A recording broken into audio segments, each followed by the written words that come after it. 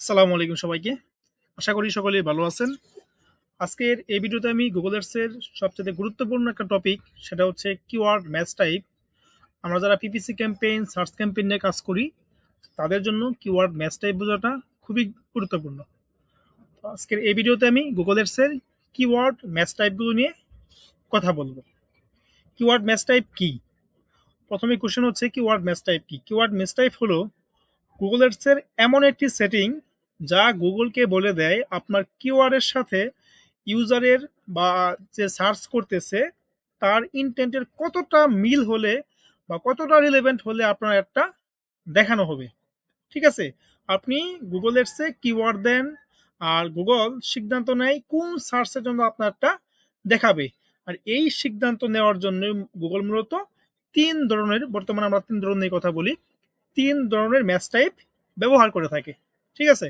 এগুলো হচ্ছে broad match, fresh match, আর একটা হচ্ছে এক্সাক্ট ম্যাচ। এখন এই তিনটি টাইপ মূলত আলাদা আলাদা কাজ করে। ঠিক আছে? কোনটি বেশি মানুষের কাছে অ্যাড দেখাবে, কোনটি ইউজ করলে কোনটি বেশি রিলেভেন্ট অডিয়েন্সের কাছে অ্যাড দেখাবে, আর কোনটিতে সবচেয়ে বেশি কন্ট্রোল পাবেন আপনি, সব কিছু নির্ভর করে আপনার কিওয়ার্ড ম্যাচ টাইপের উপর। তো চলুন আজকের ভিডিও শুরু করি। শুরুতে আমি কিওয়ার্ড ম্যাচ টাইপ বোঝার আগে একটু কিওয়ার্ডের ক্লোজ ভেরিয়েন্ট নিয়ে একটু কথা বলতে চাই। ঠিক আছে? কিওয়ার্ডের ক্লোজ ভেরিয়েন্ট মূলত কি? এখন আপনার মনে হতে পারে যে ক্লোজ ভেরিয়েন্ট আসলে কি? সহজ ভাষায় গুগল এর ক্লোজ ভেরিয়েন্ট হলো এমন একটি সার্চ কিউরি যেগুলোর মানে লাইক শব্দ একেবারে হুবহু একই না হলেও মিনিং বা সার্চ ইন্টেন্ট যদি একই থাকে সেক্ষেত্রে আপনার একটা দেখানো হয়। ঠিক আছে? গুগল এর শুধু আপনার কিওয়ার্ডের এক্সাক্ট স্পেলিং, ইউজারের আসলে কি খুঁজতেছে আহ, সেটা বোঝার চেষ্টা করে। শুধুমাত্র ওই এক্সাক্ট স্পেলিং বা কোনো ওয়ার্ড এগুলো দেখে না, ও আসলে বোঝার চেষ্টা করে তার ইউজার আসলে কি চাচ্ছে তার কাছে। ঠিক আছে? এখন ক্লোজ ব্রেন গুলো কি কি দেখেন। মিস স্পেলিং, এটার মানে হচ্ছে ধরেন এরকম, কেউ যদি সার্চ করতে চায়, ক্লোজ ব্রেন মিস স্পেলিং এ কি থাকে, কেউ সার্চ করতে চাইতেছে জুয়েলারি, কিন্তু ও সার্চ করে ফেলছে জুয়েলারি, এরকম বানানটা মিস হয়ে গেছে, মিস্টেক হয়ে গেছে, বানান ভুল হয়ে গেছে। সাপোজ কেউ এখানে, আমি একটু এই টাইপে আসি, দেখেন কেউ যদি সার্চ করতে চায় এরকম like web hosting, but say search করার সময় বানান ভুল করে লিখছে ওয়াব হোস্টিং, সেই ক্ষেত্রে গুগল আপনার অ্যাডটাকে দেখাবে। ঠিক আছে? এই টাইপের বিষয়গুলো যদি হয় তাহলে গুগল আপনার অ্যাডটা দেখাবে। তারপরে এরকম দেখেন সিঙ্গুলার বা প্লোরাল কেউ যদি এরকম সার্চ করে লাইক ওয়েব হোস্টিং, এটা সার্চ করতে চায় যদি কেউ এরকম লিখে ফেলে ওয়েব হোস্টিংস, এরকম যদি কেউ লিখে ফেলে, তারপরেও আপনার অ্যাডটা আসলে দেখানো হবে। ঠিক আছে? এটা হচ্ছে সিঙ্গুলার প্লুরালের বিষয়। তারপর দেখেন, তারপর কি আছে স্ট্রিমিংস। এখানে আমরা অনেক সময় ই করি না, কি বলে সাবফিক্স অ্যাড করি অনেক সময় কিওয়ার্ডের ক্ষেত্রে। হ্যাঁ, সাপোজ কেউ এখানে সার্চ করবে লাইক ধরেন এখানে যে এক্সাম্পলটা দেওয়া আছে আমি সেটাই দেখাই, স্লিপস, কিন্তু সে সার্চ করে ফেলছে কি, এখানে সার্চ বার লিখে ফেলছে এরকম আইএনজি যোগ করছে। আইএনজি যোগ করলে আমাদের একটা তার সামনে দেখাবে। মূলত গুগল দেখে আপনার ইউজারের ইনটেনশন কি, আসলে শুধু ওয়ার্ড স্পেলিং এগুলো দেখে না, ও দেখে আসলে কি চায়। ঠিক আছে? তারপরে দেখেন অ্যাক্রোনিমস, এগুলোর মানে হচ্ছে আমরা নিউ ইয়র্ক সিটিকে অনেক সময় ইউএস এনওয়াইসি লিখি না, আমরা যখন সার্চ করি অনেক সময় এরকম এনওয়াইসি লিখি, তাই না? যদি আমি আমার অ্যাড গ্রুপে বা আপনি যদি আপনার অ্যাডে নিউ ইয়র্ক কথাটা অ্যাড করেন কিওয়ার্ড হিসাবে, কেউ যদি এনওআইসি লিখে সার্চ করে তাহলে আপনার একটা তার সামনে দেখাবে। তারপর আমরা ঢাকা ইউনিভার্সিটিকে ডিইউ বলে থাকি। ঠিক আছে? এগুলোর সামনে এগুলো দিয়ে কেউ যদি সার্চ করে তাহলে আপনার একটা দেখাবে। আর এগুলো মূলত হতে হবে আপনার মানে স্বীকৃত হতে হবে। আপনি সাপোজ আমার নাম আশরাফুল, এখানে আপনি যদি শুধু ASH লেখেন সেক্ষেত্রে কিন্তু এটা অ্যাডটা দেখাবে না, এই টাইপের কথাই কিন্তু অ্যাড দেখাবে না। বিষয়টা এরকম যে যদি স্বীকৃত বিষয় হয়, হ্যাঁ, আমরা ঢাকা ইউনিভার্সিটিকে ডিইউ বলে থাকি। তারপর বুয়েটের এই সংক্ষিপ্ত রূপ আমরা বলি, এই নিউ ইয়র্ক এনওয়াইসি বলে থাকি। ঠিক আছে? এই ধরনের বিষয় আপনার একটা দেখাবে। তারপর অ্যাবিয়ারেশন, এটা হচ্ছে ডিপার্টমেন্টটা আমরা ডিপ বলি, মানে সংক্ষিপ্ত রূপ যেগুলো আমরা বলে থাকি, সংক্ষেপে বলি, পূর্ণ কথা না বলে সংক্ষেপে যেই ওয়ার্ডগুলো আমরা বলি যেগুলো স্বীকৃত আছে এগুলোতে অ্যাড দেখাবে। ঠিক আছে?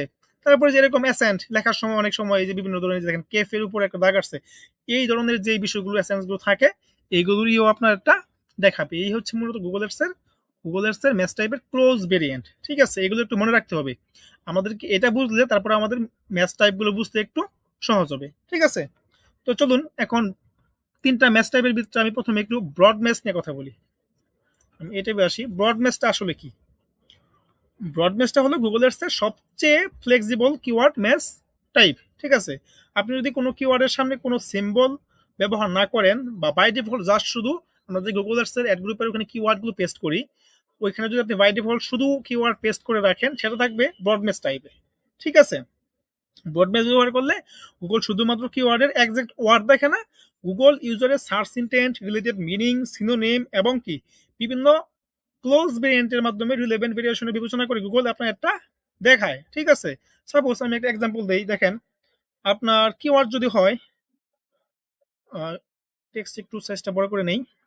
আপনার কিওয়ার্ড যদি হয় এরকম, লাইক আমি ওয়েব হোস্টিং দিয়ে একটু উদাহরণ দিই, ওয়েব হোস্টিং, তাহলে কেউ যদি লেখে সার্চ করে বেস্ট ওয়েব হোস্টিং, আর কেউ যদি লেখে সার্চ করে, আমি নিচে নামাই দিই, আপনার কিওয়ার্ড হচ্ছে এটা, সাপোজ এটা আপনার কিওয়ার্ড, এটা হচ্ছে আমাদের কিওয়ার্ড। কেউ যদি লিখে সার্চ করে বেস্ট ওয়েব হোস্টিং, তাহলে এর দেখাবে। কেউ যদি লিখে সার্চ করে চিপ ওয়েব হোস্টিং, তাহলে এর দেখাবে। কেউ যদি লিখে সার্চ করে ওয়েবসাইট হোস্টিং সার্ভিস, তারপরেও একটা আসলে ও দেখাবে। ঠিক আছে, এগুলোর উপরে সে অ্যাড দেখাবে, কারণ কি এখানে ওয়েব হোস্টিং, ওয়েব সার্ভিস এগুলোর সাথে রিলেভেন্ট, খুবই রিলেভেন্ট।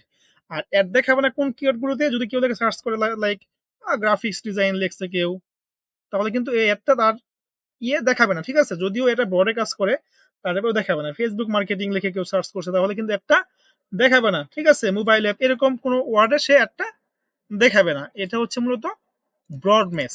ঠিক আছে, ব্রড মেস টাইপটা আপনি যদি ইউজ করেন, তাহলে আপনি অনেক বেশি ট্রাফিক পাবেন, কিন্তু ইররিলেভেন্ট ক্লিক আসার সম্ভাবনা আছে। ঠিক আছে, তারপরে আমরা আসি ফ্রেশ মেসে। আচ্ছা, ফ্রেশ মেসটা কি? এটা হচ্ছে আপনার ব্রড মেসের থেকে একটু বেশি কন্ট্রোলেড। হ্যাঁ, ব্রড মেসের সম্পর্কে জানার পর আমাদের প্রশ্ন থাকে, গুগল এস কি শুধু ব্রড মেসে কাজ করে? না, গুগল এস আরো দুইটা ওয়ে এখন আমরা জানি, সেগুলো হচ্ছে ফ্রেশ মেস আর হচ্ছে ব্রড মেস।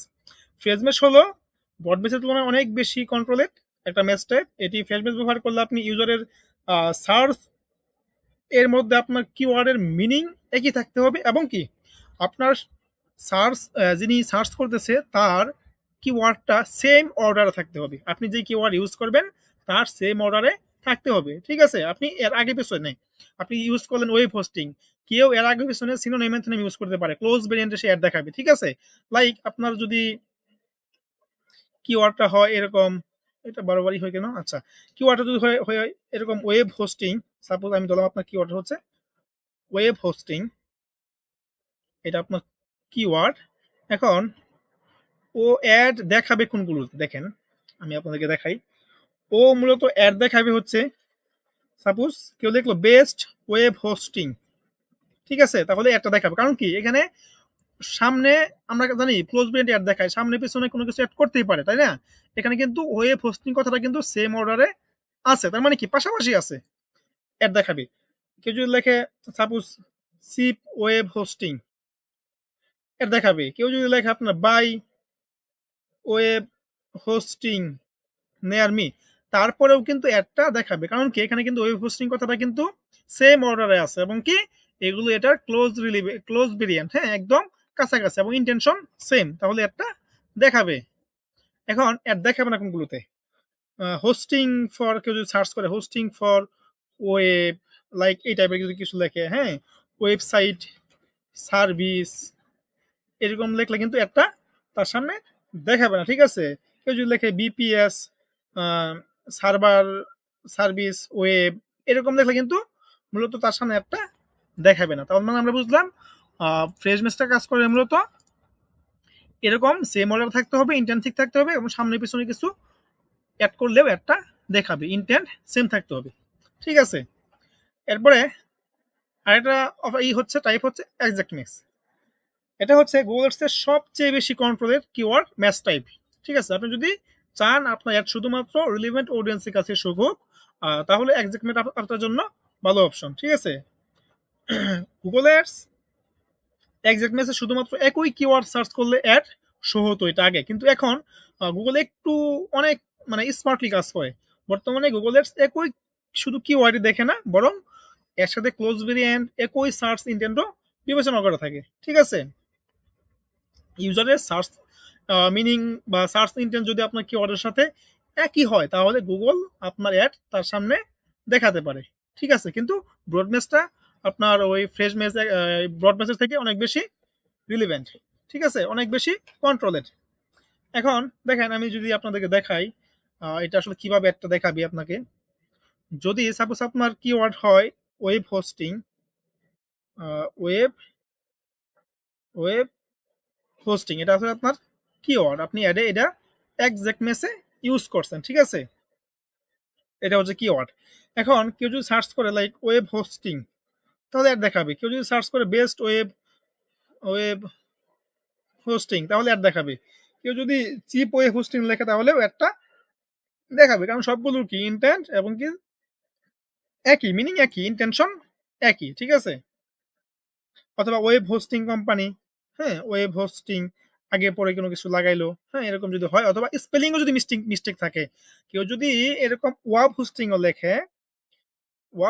যদি লেখে, তারপরে ওটা দেখাবে। কারণ কি আমরা জানি ক্লোজ ভেরিয়েন্টে এখানে স্পেলিং মিস্টেক হলেও দেখায়। ঠিক আছে, অথবা আপনার কিওয়ার্ড যদি হয় শুধু ওয়েব হোস্ট, তারপরেও কিন্তু আপনার অ্যাডটা এখানে দেখাবে।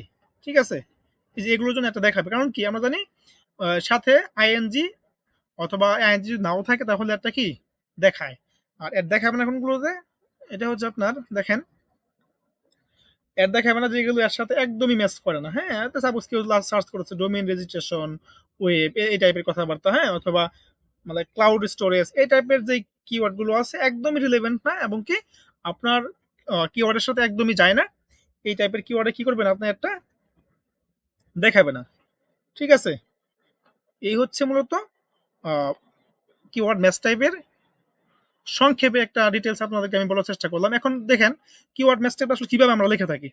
আমরা যখন গুগল অ্যাডস অ্যাকাউন্টের ওই অ্যাড গ্রুপে আমরা কিওয়ার্ড পেস্ট করি, তখন আমরা যদি কিওয়ার্ডটাকে শুধু এইভাবে লিখে রাখি, web web hosting, web hosting, এটা এটা হলো কি, একটু বড় করি আমি,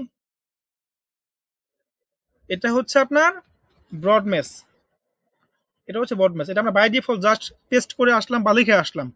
আর যদি এই কিওয়ার্ডটা আপনি লেখার পর এখানে আপনি যদি ফ্রেশ ম্যাচ করতে চান, সেই ক্ষেত্রে আমরা দুই পাশে দুইটা কি দিতে হবে, ইনভার্টেড কমা দিয়ে আটকাই দিতে হবে, কোটেশন মার্ক দিতে হবে। ঠিক আছে, আপনি যদি ফ্রেশ ম্যাচ ইউজ করেন, তাহলে এরকম দুই পাশে দুইটা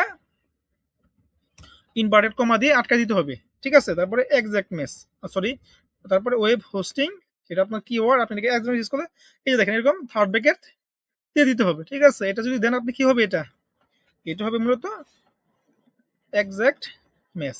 আমরা যখন কিওয়ার্ড ম্যাচ টাইপ ইউজ করব, আমরা তখন এইভাবে এইগুলো দেখে শুনে ইউজ করব। ঠিক আছে, এই হচ্ছে মূলত কিওয়ার্ড ম্যাচ টাইপ, তিন ধরনের: ব্রড ম্যাচ, ফ্রেশ ম্যাচ এবং কি এক্সাক্ট ম্যাচ। তো এরপরেও আরো কিছু বিষয় আছে এখানে, নেগেটিভ ম্যাচ আছে। হ্যাঁ, নেগেটিভ ম্যাচের আবার তিন ধরনের টাইপ আছে। এইগুলো নিয়ে আমরা অন্য একটি ভিডিওতে বিস্তারিত আলোচনা করব। আজকে এই পর্যন্তই। তো এই ছিল আজকে টপিক। কেউ যদি কোনো টপিক বুঝতে না পারেন বা আমি না বুঝাইতে পারি, বুঝতে প্রবলেম হয়, সেক্ষেত্রে আপনারা কমেন্ট বক্সে অবশ্যই কমেন্ট করবেন। আমি নেক্সট একটা ভিডিওতে পুরো ডিটেলসে আলোচনা করার চেষ্টা করব। সে পর্যন্ত সবাই সুস্থ থাকুন, ভালো থাকুন, আমাদের চ্যানেলের সাথেই থাকুন। আসসালামু আলাইকুম।